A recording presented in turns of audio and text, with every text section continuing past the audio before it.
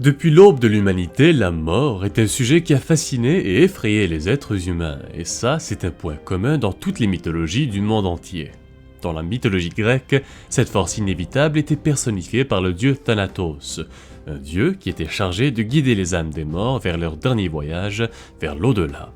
Dans la vidéo d'aujourd'hui, nous allons parler de ses origines dans la mythologie classique, des mythes principaux à propos de lui et de la place qu'il occupait en tant que dieu de la mort.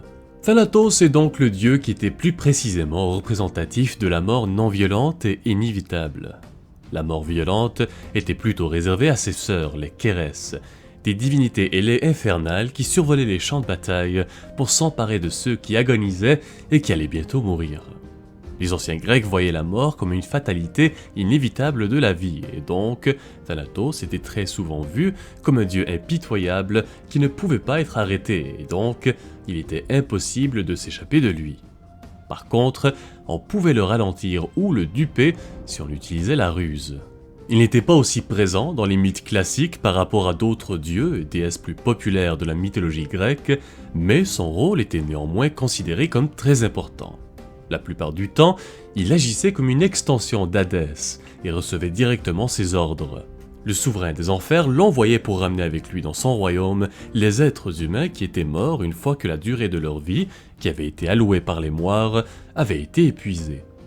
On apprend dans la Théogonie d'Hésiode que Thanatos n'a pas de père et qu'il était né à partir de la volonté de la déesse de la nuit, Nyx. Cela fait de lui le frère, entre autres, du dieu du sommeil, Hypnos, les terribles Kérès, de Moros, le dieu du destin fatal, et des Oneiroi, des divinités qui personnifiaient les rêves. Hésiode décrit le dieu de la mort et son frère Hypnos comme des divinités si redoutables et détestées tant par les hommes que par les dieux, que même le soleil éclatant, personnifié par le titan Hélios, ne brillait jamais sur eux. Il ajoute, en parlant cette fois spécifiquement de Thanatos, que celui-ci avait un cœur de fer et que son esprit était aussi impitoyable que le bronze. Quiconque se retrouvait entre les mains du dieu de la mort se voyait condamné. Une autre mention de Thanatos dans l'histoire nous vient de l'Iliade et de l'Odyssée, écrite par Homère. Le poète confirme dans l'Iliade qu'Hypnos était bel et bien le frère jumeau de Thanatos, et qu'ils étaient tous deux présents lors de l'affrontement entre le demi-dieu Sarpédon, le fils de Zeus, et du guerrier Patrocle, le compagnon d'Achille. Il raconte comment Sarpédon s'était retrouvé contre Patrocle, qui lui s'était déguisé avec l'armure divine d'Achille pour encourager les autres soldats. Sarpédon et Patrocle s'étaient livrés dans un duel très intense, mais malheureusement pour le demi-dieu, il avait fini par se faire transpercer par la lance de son ennemi. Lorsque Zeus avait assisté à la défaite de son fils du haut du mont Olympe, il appela Apollon pour convoquer Thanatos et Hypnos pour que ceux-ci puissent ramener son corps en Lycie, où il pourrait recevoir un enterrement convenable et digne de son nom. Car il ne supportait pas de voir le corps de son fils gisant parmi le sang et les cadavres du champ de bataille. Un autre mythe très connu où Thanatos avait joué un rôle clé est celui en rapport avec le roi sournois Sisyphos, ou Sisyphe. J'avais mentionné au début qu'il était possible de déjouer le dieu de la mort si on s'y prenait comme il faut. Et c'est ce que le roi fondateur de Corinthe, Sisyphe, avait réussi à faire. Dans l'histoire, le roi était présenté comme un homme trompeur qui était même allé jusqu'à assassiner un invité, ce qui était une violation du concept grec très sacré de l'hospitalité connu sous le nom de Xénia. Zeus, furieux, avait alors ordonné à Thanatos d'enchaîner Sisyphe dans le Tartare en guise de punition.